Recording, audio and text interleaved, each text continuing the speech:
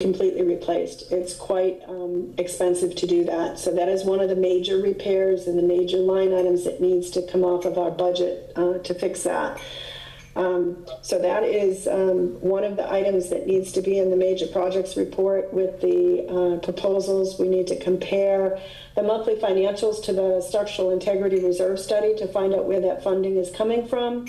And in line with all these other projects, we need to prioritize them to make sure that we're addressing them, I guess, in the right order of priority, and make sure that we have funding to cover it. We may even need to consider a special assessment if, in fact, all of these projects need to be done immediately. We won't know that until this board has all of the proposals in front of them and the list of projects and priorities. We most recently found another issue over in the Heather building. The electrical room over there is dated. It is all original. I personally observed and heard arcing going on. Frank has spent a lot of time working with some contractors to get some estimates in there for upgrading that. The original estimate that came in was upwards of $80,000 to fix that electrical panel. That brought some concern to my mind on how much information we have received in the 50-year inspection as well as the structural integrity reserve study. Do we need to take a look at all of the other electrical panels, at the plumbing and any other infrastructure items before we start spending money? If we start spending money on things that are not necessarily a priority, electrical arcing is a fire hazard, right? It's going to affect our insurance policies. We really need to take a look at the 50-year inspection, structural integrity reserve, and our funding to make sure that before we start saying, you know, give us a pretty purple car in the Avon building, you know, do we absolutely need to have that? Do we have to Band-Aid it? Where can we spend our money? So what I'm going to propose is that we get the list of project priorities, we take a look at the infrastructure items, the structural integrity reserve study, and we prioritize this list collectively before we start approving contracts and quotes. I know that was a lot about elevators, but we really need to take a look at these projects in totality before we start individually saying, oh yeah, spend $30,000 on the elevator. Yeah, spend $90,000 on that meter room, spend $90,000 on a new roof for Heather. You know, I mean, it's going to be $400,000 right there. Do we have it? Storm drains, that's another one. We all know with the what do they call that, moon? King tides and the new moons, right? People have to drive their cars through flooded zones. I don't believe those storm drains have ever been cleaned out or inspected. Yvonne, did you get any quotes from anybody on inspecting those storm drains? Got quotes 3 months ago. It was about $2,800 to do all 11. That includes River Bend and River Terrace, which and MRC, which they would end up paying partial for that as well. Yeah, they were out They here. did. Right? Yeah. They did River Terrace? To inspect them? Is that what you're saying? No, he came out to give us a quote to clean them out. But that's not why it fills up, but it'll probably help a little bit if you clean it out. Two of the guys are doing the inspection today. They pulled the covers, and the pipe underneath the drain itself is rotted away. All you're doing is stamping on dirt. Really? Really. Which ones are these? The one that's over there by Heather, Okay. where the boat trailers are at, where it floods really bad. Okay. And then up by the, right out here, is the same way on this end, and that runs all the way out.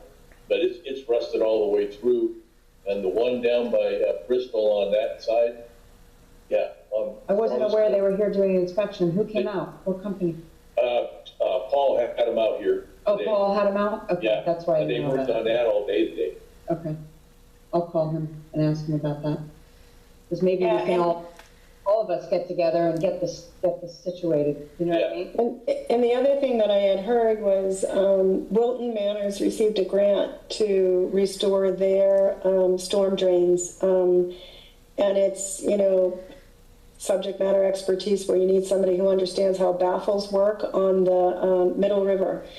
So the way that it was explained to me was there is a baffle where the outdrain into the river works, and if there's sediment that goes up halfway to the pipe, it clogs and it backs up into the parking lot. If that is cleared and maintained, the way that it's designed is the water is to flow into the river. And if that's not functioning properly, that's what happens is you get those backups.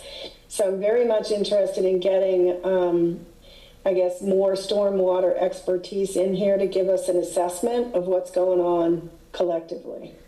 So yeah, Yvonne, if you can follow up and find out what Paul knows, and then we can find out the best approach to get the facts to proceed.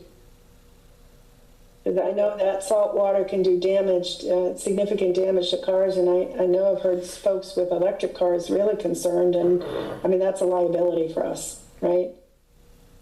Yeah. Okay. So, and these are all listed here, I guess, for the bottom line to say that what I would like us to do is to do a total assessment of the large expenditures to prioritize the work before we vote individually on any of these. We haven't talked about trash. We talked about cameras. We all know We that haven't talked about gate number 3 still. What is the issue with why it's just open? there's somebody took a hammer to the motherboard, and they're waiting for a part to come in. Okay, thank you. And that's Middle River Club, and they just sent an update out on that. Paul took and called them today, and when we were out here in the parking lot, and they said that it's supposed to be delivered within the next couple of days, but as soon as they do that, also they need to do maintenance on gate number 1, because it's freezing also. Is it? Yeah, it's, you know, it opens and then it waits a while, and then sometimes you really gotta wait for it to open. Oh, really? I didn't have a problem with it. Okay, I'll look at it. But the maintenance people are already informed on this. Oh, they know. Paul's gonna be out here tomorrow, Yeah, ATI is like, you know. and I was also told by General, who was our interim janitor that took Basil's place while Basil was on vacation. He noticed that the trash guys, when they pull their trash truck in to gate 3, they pull it in, and I guess they wait for the guy to get out and I guess bring the trash bins closer. They sit on that sensor. So the truck kind of sits where the gate is supposed to go in and out, and it's been burning out that sensor when they sit there because it keeps trying to close, and the truck is still there and it keeps trying to close. And a couple of times, the last couple of times it broke, that's why it was broken. So we need to notify or have Basil notify the trash guys they cannot park their truck in the middle of the gate. Yeah, makes sense. The trash situation on Avon and Bristol fills up no matter how many times they come and empty it out. We need to look at different ways of solving that problem. If there's a compactor where we can have people compact down their trash before they put it down the chute, there's not really a whole lot of room for expanding those spaces. We did have an issue with putting recycling bins out there and people not following it. That alleviated the trash for a little while. But, you know, if people aren't going to follow the recycling rules, then the trash is going to be overloaded, and they're going to have to hold their trash in their units until the trash dumpsters are emptied. I mean, from my perspective, there are other higher priorities. I know it's a problem. I'm recognizing it, but unfortunately, we don't have a solution for it. Any conversations or recommendations on trash? Try to push for recycling again is the only thing I can think of. Yeah, he said no. That was the 3rd They're time. not gonna bring the cans back. They're not, he's not bringing it No. back. He told me flat out. He goes, don't even ask me. No. No, Okay. No. Well, I think that I'm going to take a shot at escalating that through the county, because they will not allow us to hire a private trash. They force us to go through the county. So if they're going to do that and they're not going to give us, if they have no answers for a bigger trash can, it becomes a health hazard, and I'll escalate that through the politics, right? Yeah. I mean, We need to do something. But on the trash too, Yvonne, I know we have somebody that comes and cleans those trash chutes out, but if you go over to the River Terrace dumpster area, you could actually have a dinner event in that dumpster area. It is so clean and it smells so fresh. I'm jealous. I have envy of the trash over in River Terrace.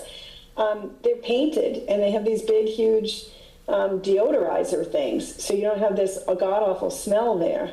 Can we try to take a look at what we can do in those dumpster areas to clean them up like they have over in River Terrace?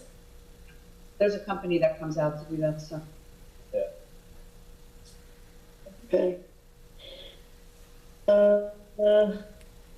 We talked about the Heather electric panel, the roof, and the termites. So the action is for us to pull together a report of major expenses, the SARS studies, the financial reports, get the packages out to the board for consideration, and vote on proceeding with those large project items and prioritize them on how to proceed to address those major issues.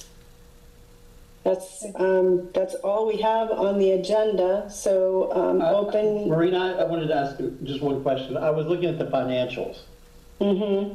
And there's a lot. Why would there be invoices that are like 120 days past due? Well, it could be Nuvo. But it's not Nuvo. I know that one.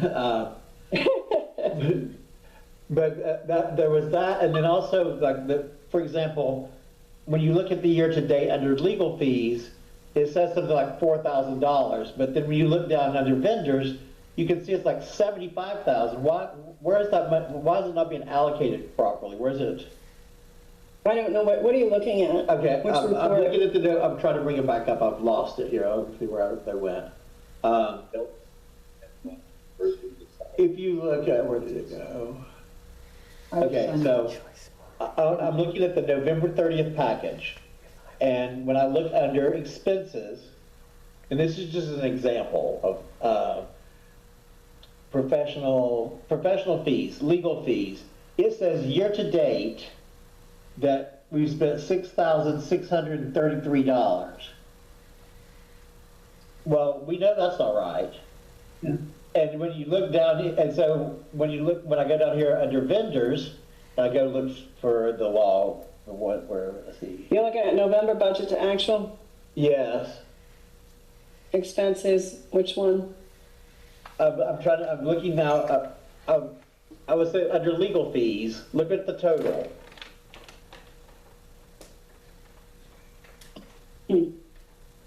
I must not be looking at the right one. On page 2 of 3, legal fees, it's budgeted for $7,500. It says we've spent $6,875, so we're at 96% of the budgeted amount. Well, we know that it's $7,500 was like last month. It was And if you look under, then if you go down to invoices by vendor, you can see how that is much more. My concern is that how are things that are invoiced and paid not ending up, what category did that go under? Because clearly that it's not accounted for, which would mean that the bottom line on the first 3 pages is not correct, unless it is accounted for somewhere else on there that I can't find. I can get to Buildium right now. You're looking at the November 11th, 2025 financial report, the PDF file. On November 30th, this was in an email that we received today. Okay, I'm looking at the November report from Buildium, and I'm looking down to legal fees. Yes. Actual 175, budget 625. That's for the month of November. Yeah. Yes. Year to date. Okay, you're looking at January 2025 to November 2025. Yeah, those numbers are not right. Because we know we No. spent more than $6,000 in legal fees. I'll call And them. that's under professional fees. I would have to look at the allocation and reach out to accounting, Dennis, to answer that question. The only thing that would answer that question is it was inappropriately accounted for under a different general ledger account. Yeah, that's what, so I started looking at places where we would be like, where we're like 175% of budget, that would be where it would show up. Right. And I can't find a category that's that far off. Yeah, the only thing that would explain that is if they have invoices that have not been, There are, but there's not even enough of that. I did go look. that hasn't been charted. That's the word I'm trying to look for. Outstanding invoices that haven't been charted against the general ledger. Okay. We currently owe $20,602 in that category because there are invoices that are over 60 days old. Yeah, but there's another step within the process where they need to take the paid invoices and chart them against the general ledger. Okay. And it wouldn't hit the financial report until they actually did that within Buildium. Or what's that? It's Strong Room. Sorry, Strong Room. The natives are getting restless. I'm sorry. I'm just trying to be thorough on what we do and Absolutely. Let you know. Yeah, I'm going back to the month-end financials. We had an action to get those month-end financials distributed and a statement of account out as a follow-up from this meeting. So I will add that to the question and action, Dennis, to get an answer specifically about that and anything else that comes up. I'm looking at it at my phone and I can't get an answer right now. So I'll have to follow up. Becky Larson sent us October and November today at 11:45 a.m. Okay. Those numbers, I think I'm looking at the same report, right? If you look at assets, is the total $1,181,451? Total assets.